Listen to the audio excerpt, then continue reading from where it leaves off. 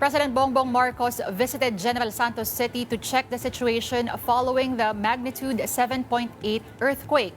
And for the details, we have mobile journalist Ivan Tarinque who is joining us live from Gensan.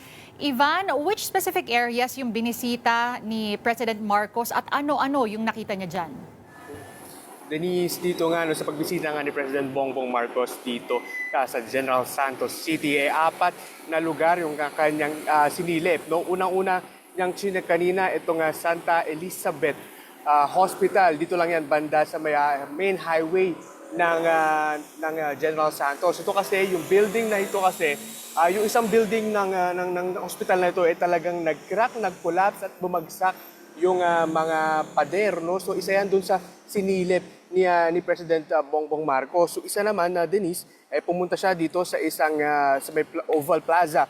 Dito rin pa rin yan sa may General Santos kung saan nga namimigay ng tulong itong DSWD. Kasama niya nga kanina dyan si Secretary Rex Gatchalian. Pero kanina, dalawang eskwelahan pa yung binisita at minonitor ni PBBM. Isa nga dito ay yung Romana Akron Elementary School at pati na rin yung General Santos National High School. No? So sa apat na binisita niya kanina, talagang nakita niya kung gaano ka-extensive yung damage nga ng dala nga nito nga 7.8 na lindol dito nga sa Gensan. When kanina nga nakita rin natin, binigyan niya rin or nagbigay rin siya ng tulong para nga dito sa pagsisiayos ng General Santos City Hall.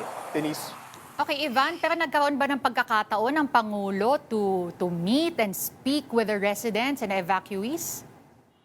Denise, tama ka dyan. No? Kanina nagkaroon siya ng very brief moment, no, para i-check nga yung sitwasyon. Nangyari yan kanina nung binisita niya nga itong distribution ng relief packs dito nga sa Oval Plaza. No?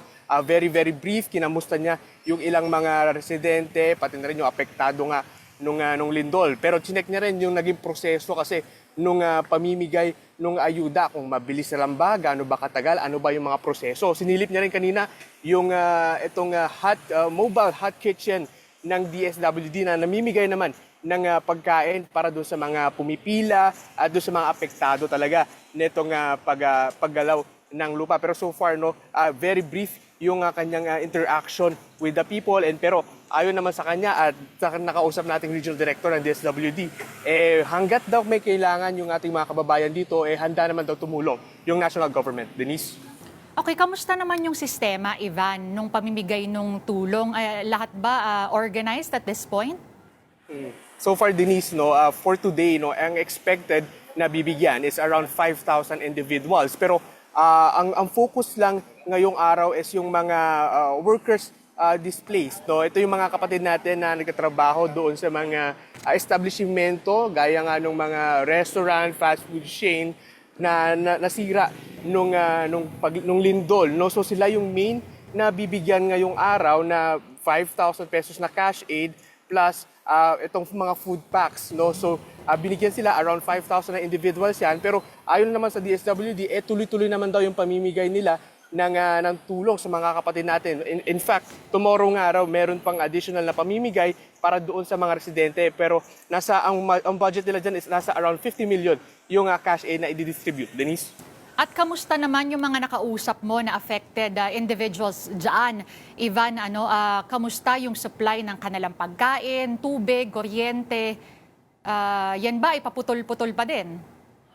Denise, fortunately, no, simula kahapon, medyo kagabi actually, bumalik na kahit papano yung kuryente dito sa may Gensan. Talagang makikita mo yung ilang mga establishmento, talagang makikita mo bukas na yung mga ilaw, pati mga street lamps natin, no, bukas na rin. May mga talagang yung mga destroyed lang talaga or yung mga nasira mga buildings lang talaga, yun talaga yung mga nakapatay yung kuryente. In terms naman doon sa tubig, meron naman ng running water tayong nakita doon sa mga ilang establishmentong ating napuntahan. No? Pero ang main struggle ngayon ng ilang mga residente na ating nakausap, lalo na itong mga displaced workers natin, kung paano sila kikita.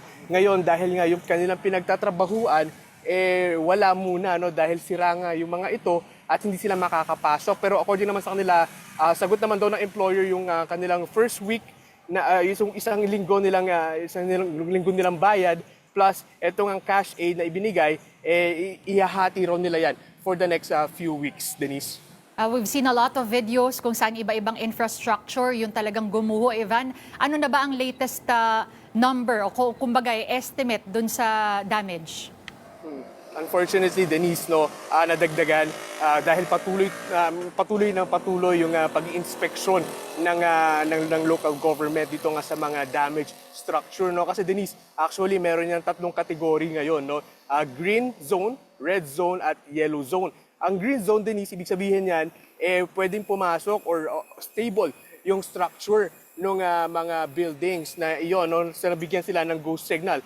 Ito namang yellow zone, ito naman din yung medyo kailangan pang silipin ng mga city engineers kung gaano pa ka-stable itong mga buildings na ito, kung paano ba, kung okay pa ba or maayos pa ba yung pundasyon ng mga ito. Itong red zone naman, Denise, ito talaga yung off-limits na. So kadalasan ng mga red zone na buildings, nakita natin, nakakurdon na at talagang sila talaga yung sirang-sira. So payo ng mga otoridad, wag nang pasukin o wag nang subukan puntahan yung loob ng mga building na ito dahil napakadelikado at dahil paminsan-minsan, every 30 minutes, talaga nakakaramdam tayo ng mga aftershocks sa mga oras ito. Denise?